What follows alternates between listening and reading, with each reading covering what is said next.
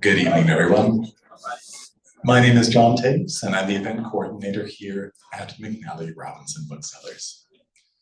Before we begin, I would like to acknowledge that McNally Robinson is located here in Treaty 1 territory. That is, of course, the traditional territory of the Anishinaabe, Aninilok, Anishinaabe, Dakota, and Dene people, and the homeland of the Métis Nation. In addition, of course, McNally Robinson Booksellers itself rests on the land once occupied by the Métis community of Roostertown. I was just mentioning that it has been far too long since we've had the pleasure of bringing Gerald Friesen behind a microphone here at the store to celebrate a publication, and this is truly a monumental one. We are gathered here today with huge thanks to our friends at the University of Manitoba Press to celebrate his new book, The Honourable John Norquay, to which you may applaud.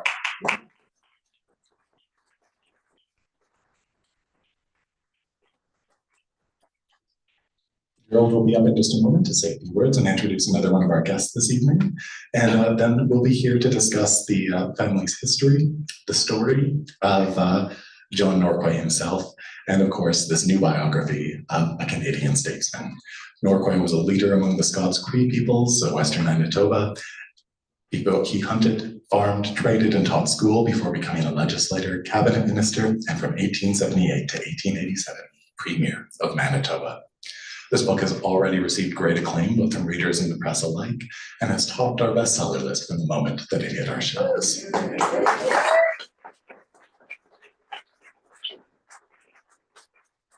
Just a few quick words about procedure for this evening. There will, of course, be some presentations from this podium, which will be followed by some conversational aspects of the evening to my left. Immediately following that, there'll be an opportunity for you gathered here to ask questions. And if you are one of those people sitting here in the atrium, narrowly avoiding the rays of the sun, we just ask that you put up your hand and I will run over to you with this microphone, Donahue style, which is not a commentary on your ability to project your voice. It just ensures that those watching at home can hear your questions. And if you are one of those watching from home, please feel free to write any questions or words of support you might have in the chat, and we'll put them to tonight's author as time permits. I will be back at the end to go over signing procedure, so please do stand by for that.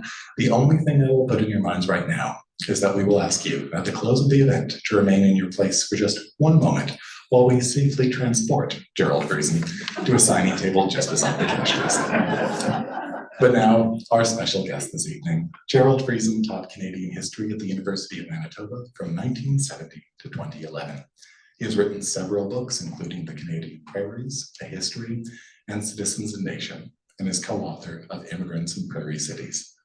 Former president of the Canadian Historical Association, he was an advisor on CBC Radio Canada's television series, Canada, A People's History. He lives in Winnipeg, where both the historical community, the writing community, and the city itself are very lucky to have him as a resident. Please join me in welcoming Gerald Friesen.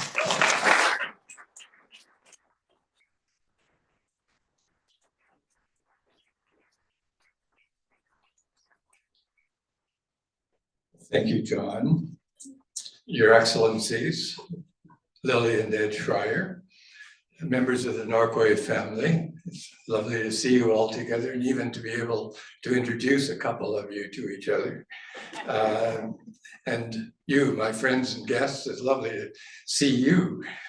The process is this: Jeff is going to make a statement. I'm going to make a little longer statement.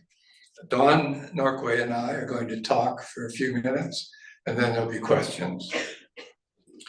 So, Jeff, first of all, is a principal in the Earnscliffe Strategies Group, known to you perhaps better as a political commentator on CBC News World and CTV Newsnet.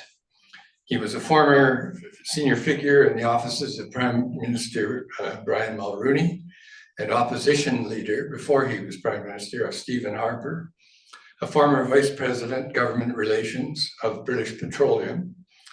He has degrees in political studies from the University of Manitoba and York University. And he's here tonight. He flew in yesterday as one of the patriarchs of the Norquay family. Jeff.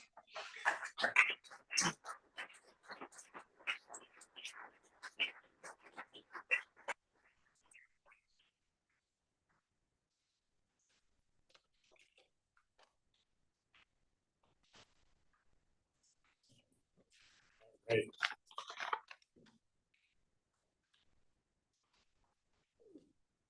Okay.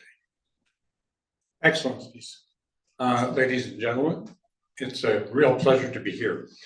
My sisters Brenda and Valerie and I grew up on a farm 20 miles north of here in a farming community called Cloverdale. On a farm that the Manitoba government told my dad was the third oldest in Manitoba. Growing up there, we were surrounded by Selkirk settler families. Andersons, Linklaters, Truthwaites, McRaes, Moores, and Setters, all of whom we were related to in one way or another.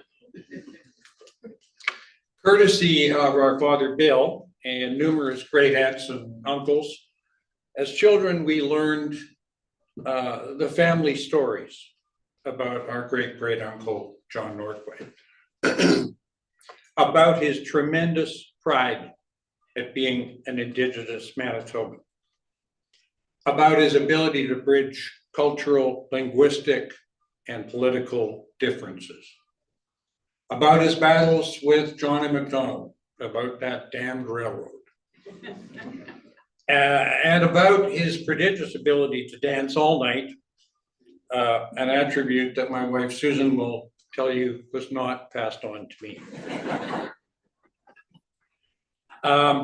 As we grew older, we learned that John Norquay left behind voluminous records and personal correspondence, and all of this was safeguarded in the Manitoba archives. But there was never an eminent historian available and willing to take on the daunting task of telling his life story until Jerry. So that's why Jerry's book about John Norquay is important. 150 years ago, this part of Canada was going through a highly complicated set of transitions, as Jerry puts it in his book, from Indigenous to Canadian sovereignty. There were significant differences based on language in the community. Two competing Métis cultures that spoke to each other only when it was absolutely necessary, and that was rare. There were often bitter relationships between the settlers of the old country and the Orange new settlers from Upper Canada. And these latter were not the least bit respectful of Manitoba's Indigenous heritage. The concept of private property was in this province in its infancy, and land tenure was a consistent and difficult issue to be faced. And far away in Ottawa, there was a newly formed Canadian government that was still struggling to find its way and very wary of an American government looking for reasons to move against Canada. So it was a complicated period.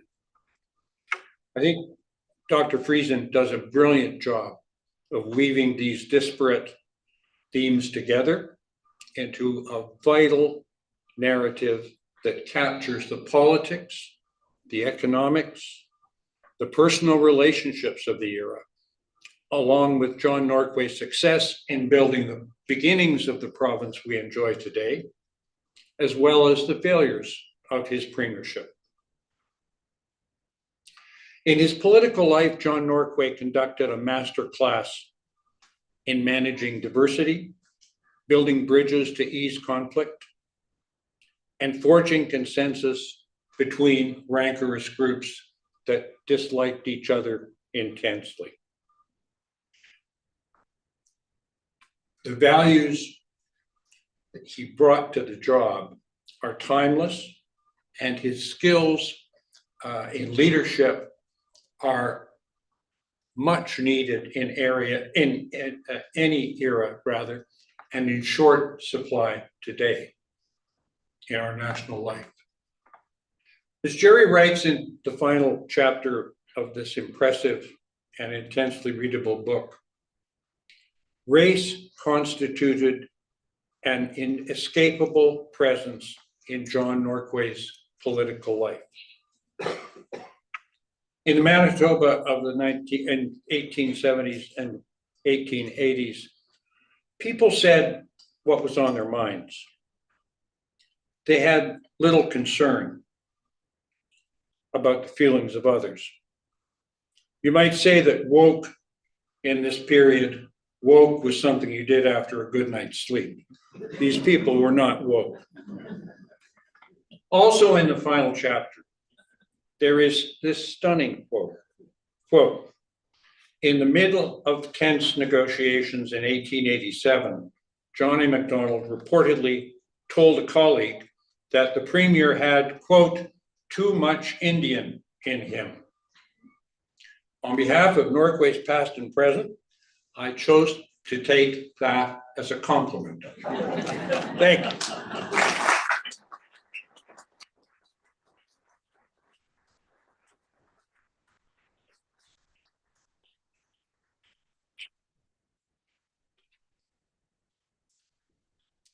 I've spent 10 years researching and writing this book, and 40 years before that, thinking about it and wondering whether someone else would do it before me.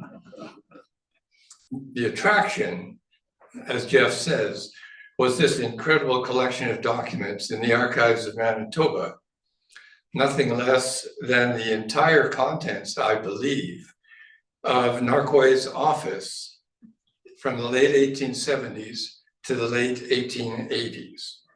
Most of the letters in, many of the letters out, memos, position papers, telegrams, several speech drafts. In other words, between 5,000 and 7,000 documents. And when I say documents, one might be a telegram of 10 words, but the next might be a memo of 100 pages. So it was a lot of reading and impressive reading. How could it happen that such an important body of documents escaped notice for so long? Upon Norquay's sudden death in 1889, the papers in his office were tied in bundles with pink ribbon, placed in a trunk, and given to the family. A half century later, one of his children, I think Dr. Norquay of Selkirk, gave the entire trunk to a woman named Ellen Cook, who had completed an MA in history at the University of Manitoba. She said, and she planned to do, said she would write a biography of John Norquay. And over the next 40 years, no less, she typed out, and I can't explain how this looks, but in the 19th century in a government office, you write on a page and fold an onion skin page over it, and then you fold it back and you can read that imprint. It's carbon copy before there were, etc. Well, they were fading to nothing. In fact, Norquay's own signature, not done in proper copying ink, he would just sign with a quill, was often faded. And so Ellen Cook decided that she would type as many of these as she could read. And she typed about 1,000 of these letters, amazingly. And on the bottom, there was this damn code that I didn't understand, but there were words like SFBD. And eventually I found on one that she'd actually written it out.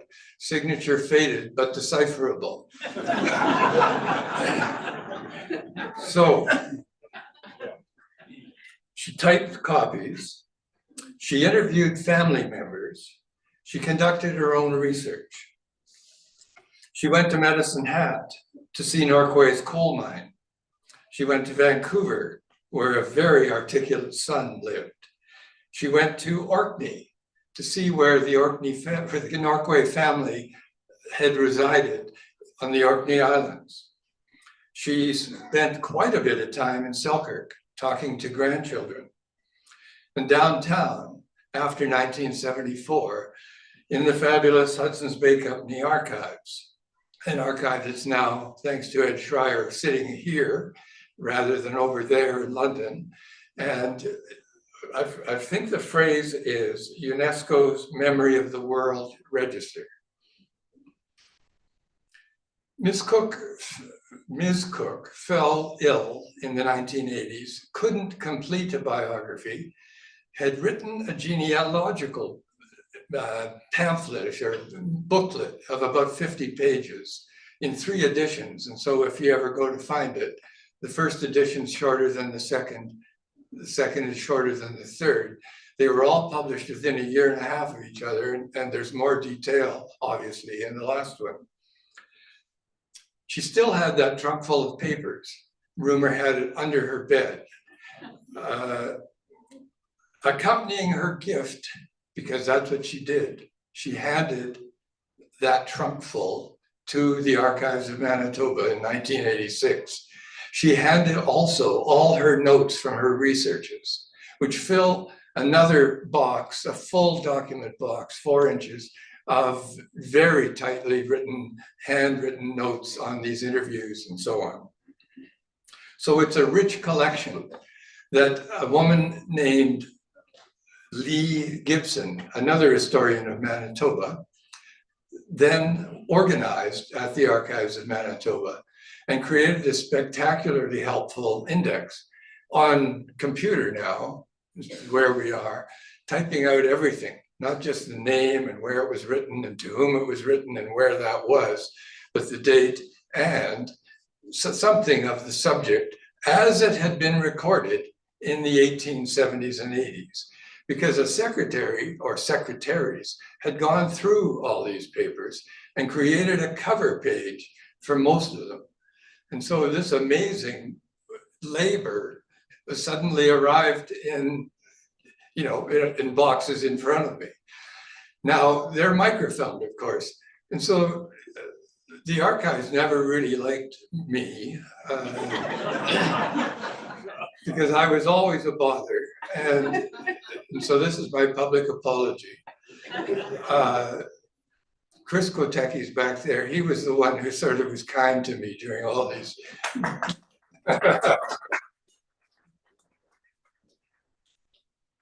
all these battles. But anyway, the trunk is in the museum, Manitoba Museum.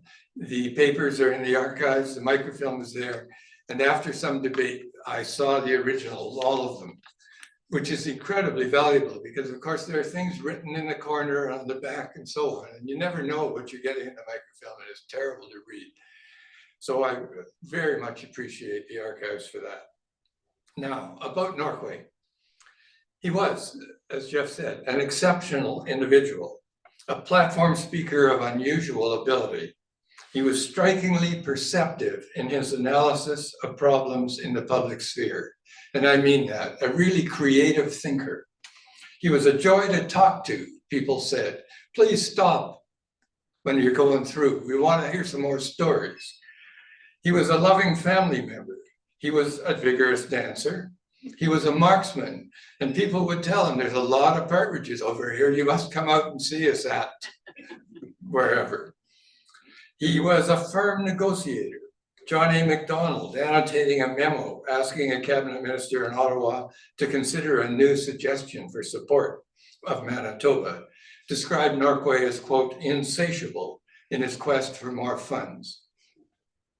Norquay was a fierce defender of the equality of all citizens, and he was an imaginative policymaker and thinker who developed an analysis of Western Canada's history in relation to Britain and its place in, and Western Canada's place in Canada's Confederation. Manitoba at that point was a shorthand form for saying the entire Prairie provinces, because there were very few people in the Northwest Territories, and Manitoba, as the only responsible government, was really the spokesman for the prairies in that period. Danielle Smith will be happy to learn that.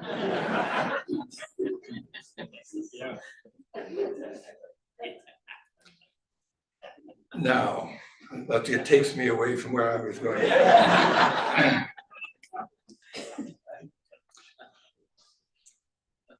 In the crucial decade, I'll just finish a paragraph, of the 1880s, which is a very important decade in Canada's Confederation. It really is, because the country was facing serious troubles and it could have fallen apart.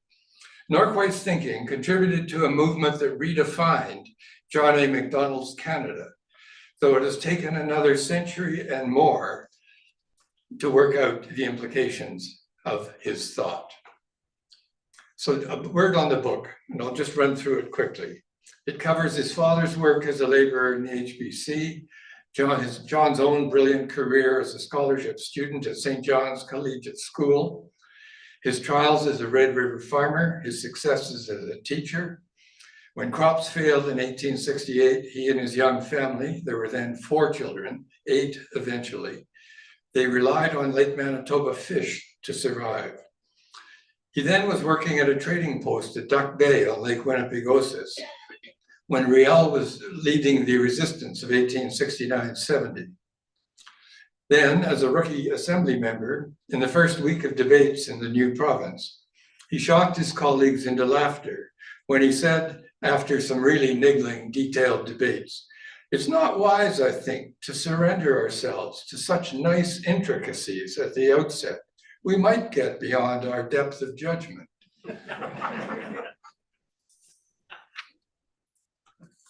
He steered between the Riel faction and the radical Orange Ontarian faction.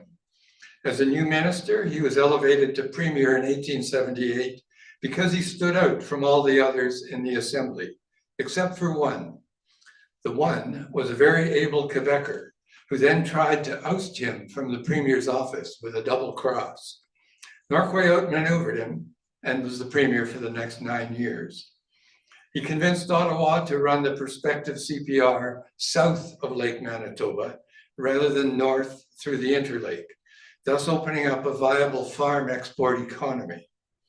He invented the, quote, expedition to Ottawa, unquote, as a diplomatic tool, thereby securing the expansion of Manitoba fivefold and securing an equal increase in the federal government's financial support. He oversaw a 10-fold increase in Manitoba's population and the public works, roads, bridges, schools, courts, municipal governments, land law to serve them. He was the founder of the Conservative Party of Manitoba, and we will forgive him for that. He was a capitalist and president of gold mine and coal mine companies. When Riel returned to Canada in 1884 to the Saskatchewan River Valley and the Métis who had settled there, Norquay criticized Riel's leadership. When shots were fired, he accepted that 2 of his sons would march in the ranks of Canada's troops that fought against Riel and Gabriel Dumont's forces. But Norquay understood the reasons for that civil war, the disappointments of the whites and Bungi English-speaking Métis, including his own sister's family near Prince Albert, the anxieties of the Michif French Métis who had fled Manitoba because of economic troubles and Orange Lodge racism, and of First Nations who were literally facing starvation in these years of the bison famine. On that score, several months later, he warned a federal cabinet minister of the danger that, quote, your Indians, unquote, meaning the First Nations who lived under Ottawa's direct control and therefore responsibility, might turn to further violence, preferring, quote, to die fighting than starve to death by a slow process, which is the present state of affairs. By placing these thoughts on the desk of a powerful member of the Macdonald cabinet, Norquay was demonstrating that he recognized the dire straits in which the people of the Northwest lived, their unique political standing, and the need for changed Indigenous policies. He survived fierce political attacks in Manitoba. And you think about the campaigns we've seen in the last little while.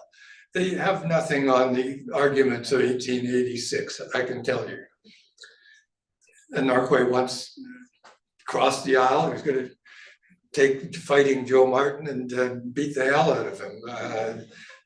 It was that kind of an assembly at that time. He won a 4th general election as Premier in 1886, and then launched a battle with the Canadian Pacific Railway. The response came from the President, Sir George Stephen, who convinced Prime Minister John Macdonald that Norquay must be thrown out of office. Together, they accomplished the deed by means of extraordinary interventions. I'm going to propose that this chapter be compulsory for political science students at the U of M, because it's a shocker. Norquay became opposition leader when he was dumped from power. His replacement as Premier lasted only 3 weeks. 18 months later, still opposition leader, in the summer of 1889, he was struck by an incredible infection a result of a twisted bowel, and died at the age of 48. He was mourned not just here, but in knowledgeable political circles across the country. Now, that's a quick biography, 600 words. There's 200,000 to go. And I haven't mentioned the letters from his children, which are in that collection and are fantastic. One son triumphantly writes Norquay, who's out in Ottawa, and says, I won the debate, convinced them that an ox was better than a horse. So there are many stories here. French-English relations, Norquay as Nistau. Now, Ovid Mercury is back there. Ovid was my translator. And whenever there were words I didn't know, I would write Ovid. And Ovid would write back and say, well, his mom says. So this is a start in introducing what I found in those thousands of letters, and that I found fascinating, absolutely fascinating. So I hope you like it. And now I'm going to invite Don Norquay to join me up here. Don is one of my confidants over the last 20 years.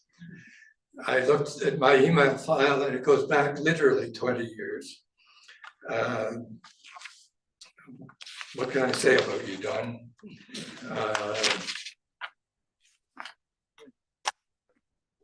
He's another of the great-great-grandsons of the Premier's brother, Thomas. He's a graduate, Don is, of the University of Manitoba in economics and law, a longtime civil servant in the government of Manitoba, including as deputy minister in the Department of Water Stewardship. He knows the family's genealogy inside out. It is absolutely incredible to talk to him about that. He has given me wise counsel on matters of family history and indigeneity. I feel indebted to him for the support he's given me. So we're going to talk about the book and about Norquay.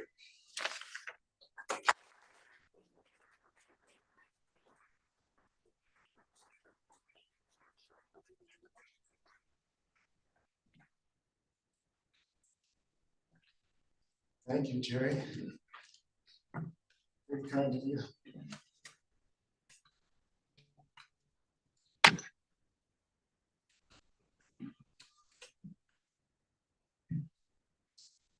Can you give me those papers? Oh, absolutely. Great, thank you. First of all, a very simple question. You have very deep roots in Manitoba in the Northwest. How deep? Well, it goes back quite a ways. Thanks to the Hudson Bay Company archives and the records that they kept. It wasn't too hard to trace my ancestry on my father's side. I've got 12 employees of the Hudson Bay Company in my ancestry. I descended from 12 of them. And every single one of them married an Indigenous person, either mixed blood or an Indian, First Nation person. So yeah, it goes back. And the first Métis ancestor I have was born over 250 years ago. That's fairly deep. And they lived, just to add on that, I mean, a lot of people think of, you know, the Métis homeland as the, you know, the Red River, right? Well, our ancestors and the French Northwest Company ancestors, they lived and traveled and worked and brought their families and raised their families throughout the whole of the Northwest. One of my ancestors was there when they built Edmonton House, and you know, just basically all over, and including Northwestern Ontario, which the book tells you, you know, really should be part of Manitoba as part of Rupin's land and the integration that there once was. So yes, they lived right from Lake Superior to the Rocky Mountains. Now, when you were young, you grew up here in Winnipeg. The Norquay name and the Premier's reputation, did they figure in your thinking? I think it really must have, yes, quite a bit, because we all knew that we have Indigenous ancestry and who the Premier was, and we talked about him a lot. I think there was a lot of you know, political discussions that probably come from the fact that we had that kind of a connection. There was a lot of talk about Red River and what it was like, and I really think because of the importance of Premier Norquay, there was much more interest within the family in the heritage. I'm not sure how much we would have looked into it, how much I would have looked into genealogy and all that, and the history of the Red River settlement. But it really did figure a lot. I mean, we discovered a lot about the Red River settlement in those years. I mean, for us, it's kind of almost a mythological place where people of very diverse backgrounds, different languages, different degrees of mixed bloodedness throughout, and families, and they lived in harmony. I mean, they'd have cousins that were very dark and blonde children because of the Norse background, of course, of Orkney. So, and nobody cared. Nobody cared what language you spoke. Nobody cared your station or what color you were. So it was, we kind of grew up in that, with that kind of myth. I wondered if you ever studied it in school. Did Norquay ever come up? No. This is, maybe we touched on Riel, right? But Norquay never came up. And I always wondered why in the world do I know more about the Alamo and Davy Crockett than I do about Manitoba's history and my own relation, Premier Norquay. To me, it was bizarre. So I'm so thrilled that you've written this book. We have had some education, right? So, I mean, when I grew up, it was the Riel Rebellion, right? And they hanged the traitor. And of course, now the pendulum is swift, and we hear the other side of that story, where there was a defender of all our rights as Indigenous Manitobans, and wanting a fair deal to get into Canada, and father, now the first premier of the province. So yeah, so we've had those two stories about Louis Riel, the two sides of it. But what you've done really here is to me that it's the first time this third narrative of our province's history has ever been brought to light in such a way. What's a third narrative? Well, I just mean you've got the two stories, right? You've got the Riel story and the myths around that, and you've got the myths about how evil Central Canada was, and then from them how evil Riel was, and here we have a third narrative that's basically someone who was a consensus builder and brought people together, and it was actually the narrative that actually played out, right? We didn't get the Métis Nation, right? And we didn't, Riel failed in the second time around, and the deal they struck wasn't that great, sorry, but to begin with, and that's in the book too. But yeah, so now we have this perspective that I think is the one. I haven't heard third wave before, so I like. I'm going to think about that. Okay. Now, you were a deputy minister of water stewardship, and Norquay's government had a great deal to do with water. And I'm sure you must have been told about that as a deputy minister or in the department when you worked there. There's a movement afoot nowadays. There was a story in the Free Press on Saturday about water in southern Manitoba and all that activity that went on in the 1880s. What's your assessment of Norquayan water policy? Well, that's not a fair question for me. Yeah, there's a lot of involvement I had in trying to develop the wetland policy in Manitoba that would actually protect wetlands and try to restore them. But having said that, few people really recognize in the general community just how wet this was, the wet prairie, it's called. And people basically could not have settled here. They were actually, before Norquay started digging ditches to drain the swamps and the bogs, people were starting to go west of here, where it was drier, to the dry prairie above the escarpment. So basically, we've got the old basin of Lake, what do you call it? Agassiz. Lake Agassiz, right? So from the Canadian Shield to the escarpment, western Manitoba there, I mean, it's basically on lake bed, and the water doesn't drain very well, and it was a tremendous amount of swampland. So basically, to make the land productive and to actually have settlement and produce food for the community, for export, have viable communities here, it had to be done. It had to be done back then. Maybe they went a bit too far overall and could have preserved some more parcels of it and pieces of it. But really, I look at it as a necessity, an economic, realistic necessity, probably one of the most significant projects for Manitoba, because without it, we would not have developed and grown at all to be the center that we were back then, or even today. I've talked to a farmer in southern Manitoba who claims that that land is some of the richest in the world. I don't know if that's true, but he's rich enough. Yeah, well, really, I mean, when you think of it, basically the river flooded, how many centuries, right? And every time it would flood, it would bring up sediment from all over, it's deposited. So they have lots of years of fertilizer to work with before they even needed to start spreading around. So it was a very rich land, and after it was drained, it became a highly productive farmland, probably among the most productive farmlands in the world. But it took draining well over 90% of the Red River Valley areas, wetlands, to do it. The Free Press said 300 kilometers. In fact, I think it was 500 kilometers of ditches that they dug in 8 years. So the single biggest public works project. Your turn.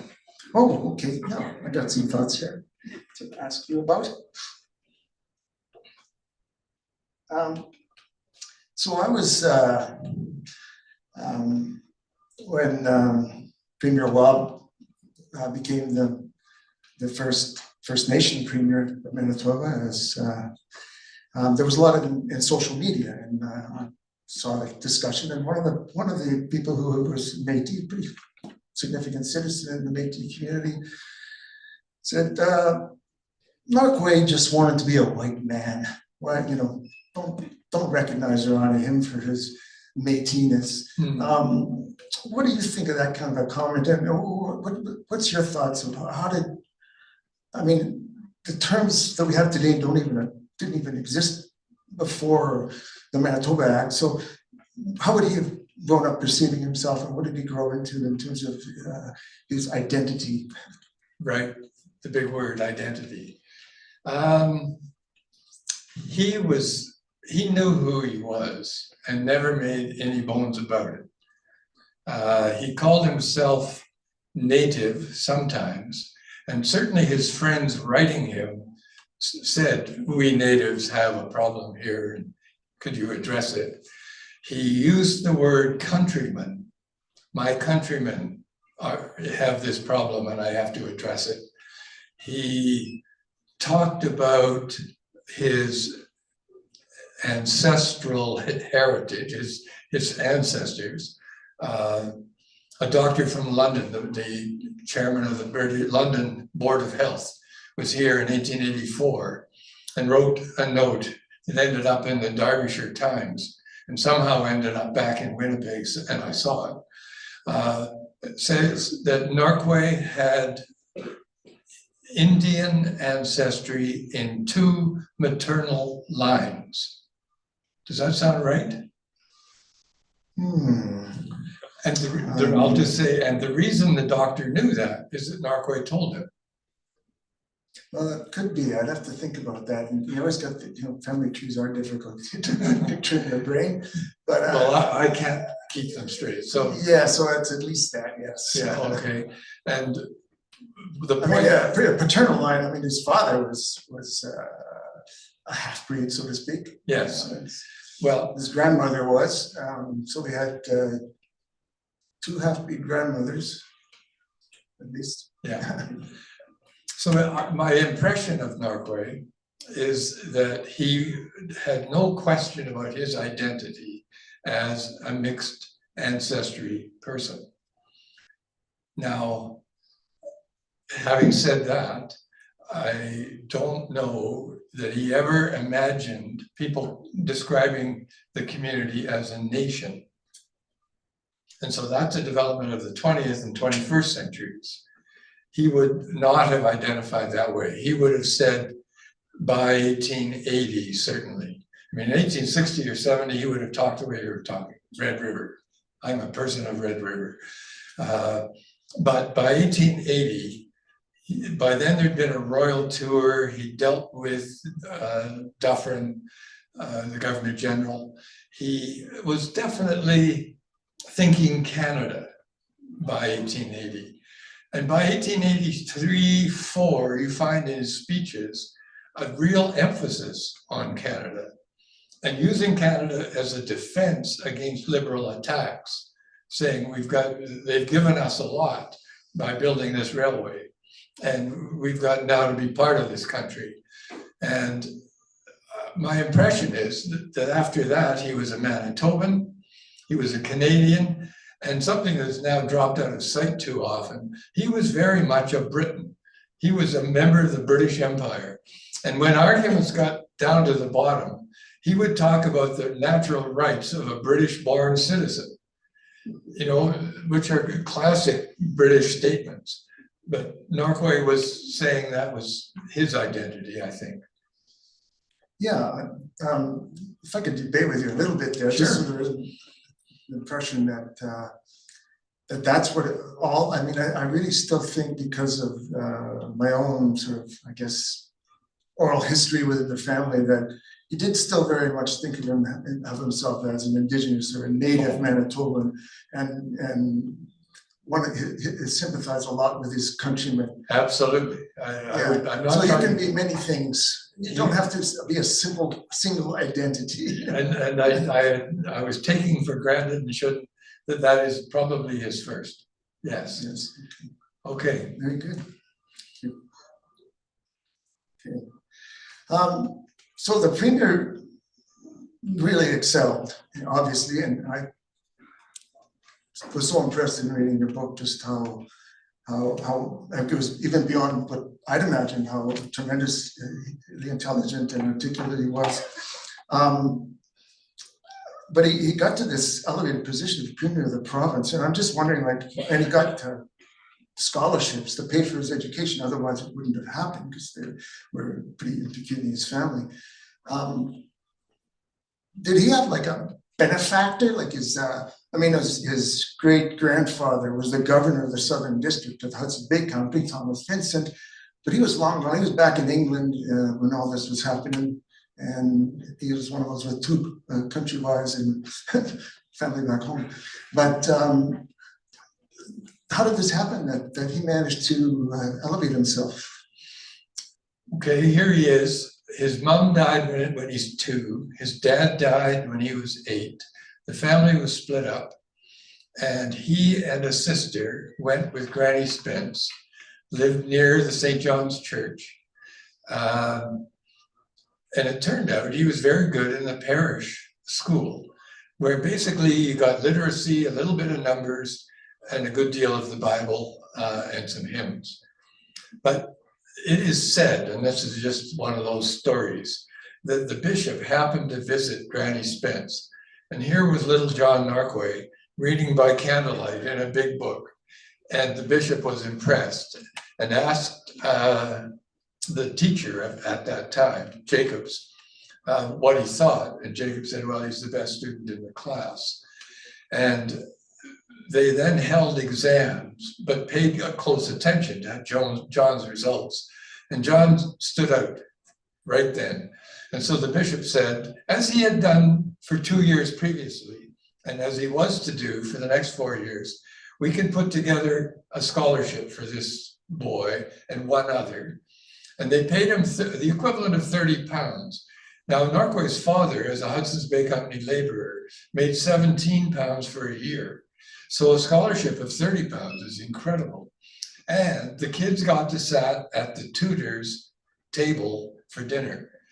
And that meant real food.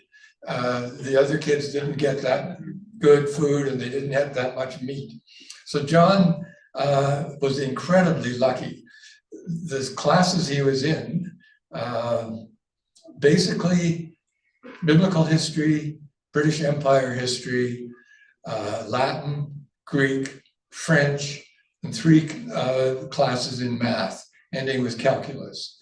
So what this is Cambridge prep school, 1850. And 3 of his classmates, 2 of them the sons of the bishop, who had given him this scholarship, ended up at Cambridge and got degrees. One of them ended up a master of a college at Cambridge, came back here in 1910, if you can imagine, and said, you know, what a wonderful basic education you got at St. John's Collegiate School. So quite a story. Yeah. Now, we're way over our time already. Gosh, I got so much more. So I think we've got to go to questions. All right. Do you want me to stay here for that? Yeah. Yeah, you have to answer them too. Uh-oh. Yeah.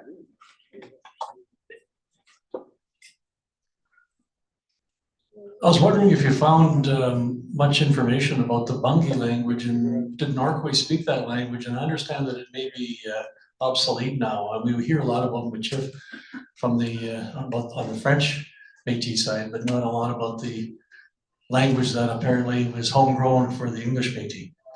I'll tell you the book answer, and then we'll ask Don. The book answer is that there was an MA thesis written at the University of Manitoba in the 1980s, which is the basic source still, but it's a linguistics thesis. So I can understand the first 15 pages and the last 3, but the intervening 200, I don't know what they said.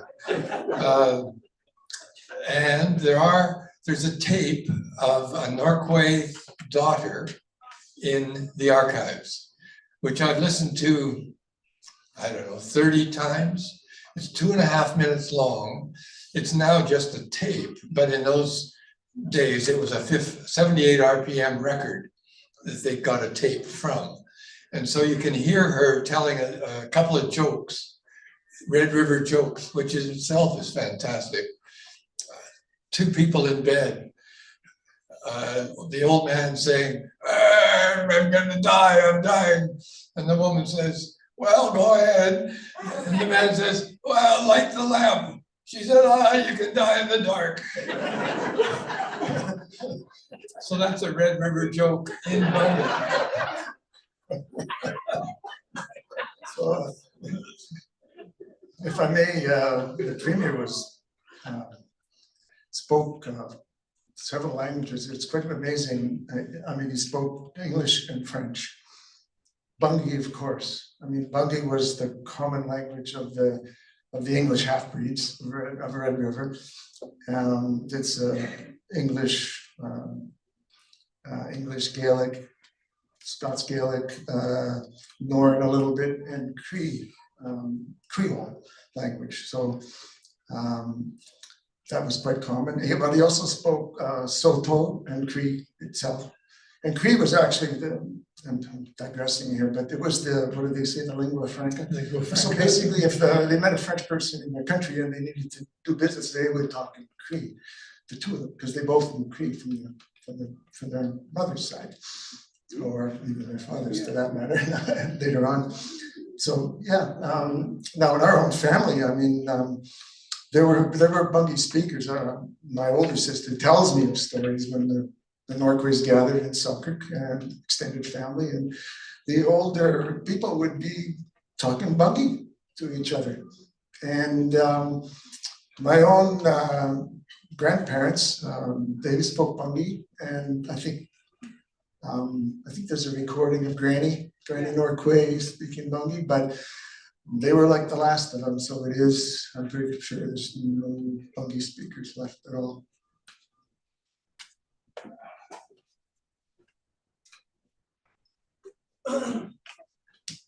I used to be able to talk without a microphone. My mind is racing, Jerry. I haven't read the book yet, but this is some undigested thinking. Jack Bumstead said once in my hearing that he thought that the pre-Confederation society in Manitoba was very inclusive and generally peaceful in interactions between the different racial groups, and that Confederation, the immediate events around that, did a great deal of damage to that society. I'm wondering, A, whether Norquay still carried a personal sensitivity for that, whether it had something to do with his political popularity, and whether he may have managed to preserve some of that through those first 15 or 20 odd years after Confederation. Shall I do it or will you? Okay, I'm going to start. You can start. Right? Yeah, you can finish. Some thoughts. Yes. My answer is that he definitely carried that sympathy, empathy through his entire life. But the barriers erected by the Orange Lodge Ontarians who came into Manitoba in 1869, 70, and then thereafter were enormous. And he was fighting a losing battle that culminated in 1890 with the Manitoba Schools Question as the first major legislative step embedding that in the province. But you know, what you heard Jack say is what I believe, what Irene Spry, another historian, always believed. There was, and the speeches that people made at the time, you know, in the Legislative Assembly of Assiniboia, go through the parishes. We're linked, all of us. It says, I think it was John Tate or Robert Tate, I forgot which Tate now. It's a lovely phrase or sentence that he utters, and it just seems to me how things work. Now, Don, I'd turn to you.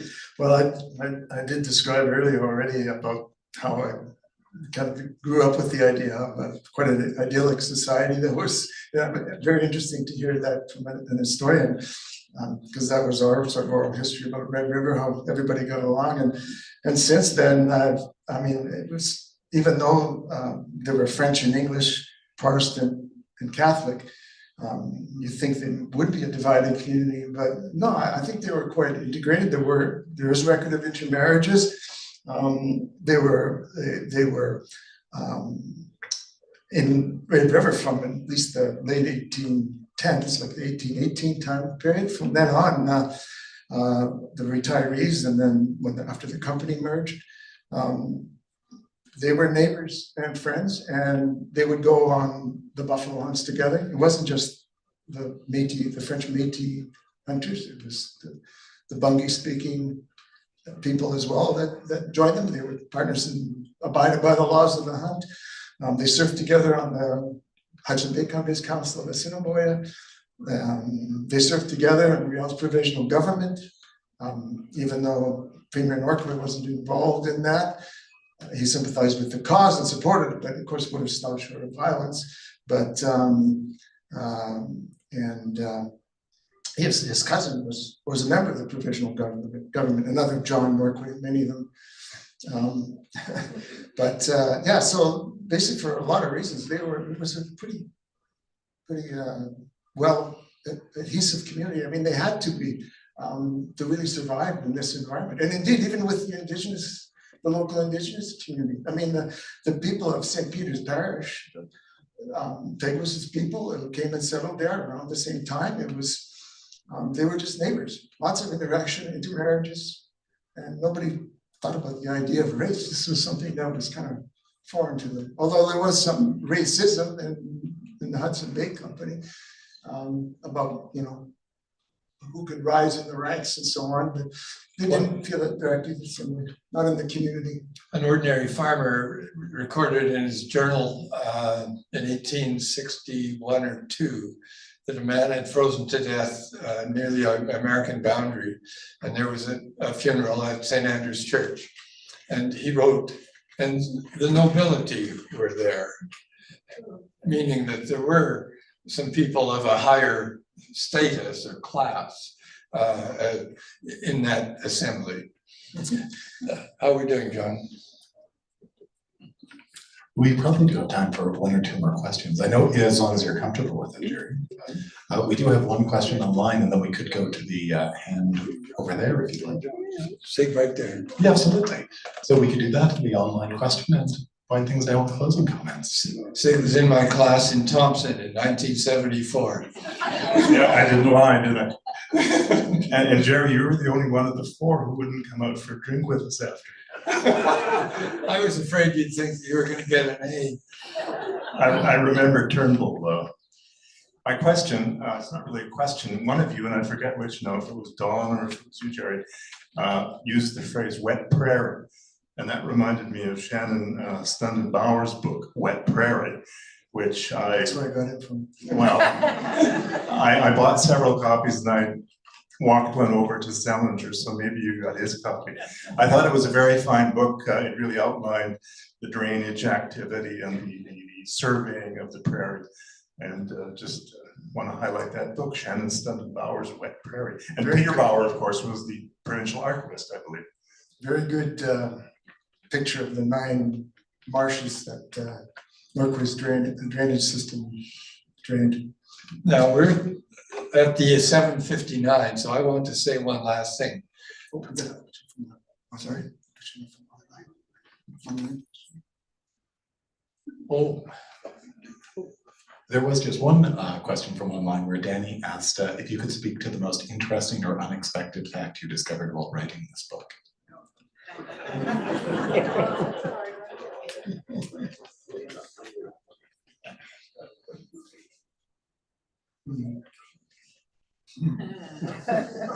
what a stump of a question. I guess I went into this book having written a biographical note on Norquay of 20 pages in about 1978 for the Dictionary of Canadian Biography. And I came out of that experience not knowing really what he was like. And so maybe the most surprising thing for me is I feel now like I know him a lot better and I admire him so much more than I understood when I wrote that as a young lecturer, whatever, 50 years ago. So that was a surprise. Now, the one other thing I wanted to say is that there are a lot of people in this audience to whom I owe a great deal. And I don't even, it would be so many, I can't even start. But I wanted to tell you that the editor looked at this 1,200 pages I brought her originally and said, well, and she showed me a book that was about 400 or 300 pages and said, you're going to boil it down to that. And I tried to protest and say, well, there are these 2- and 3-volume biographies. And she said, forget it. So Jill, thank you.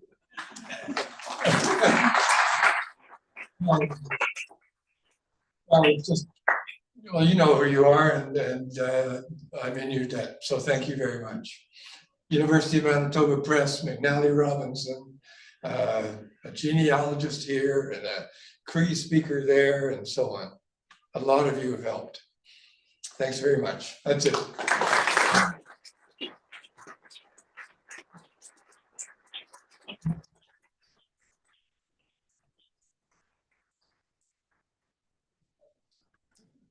Thank you so much to both of you and all of tonight's speakers. Thank you to Don Norquay and of course Jack Norquay as well.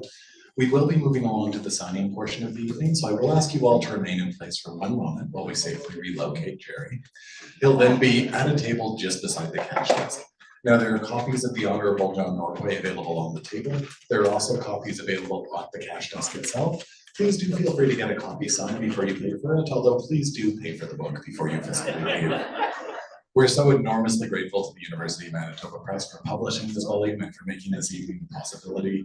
We're so grateful to all of you for joining us here as well, both online and in person, and for all your questions.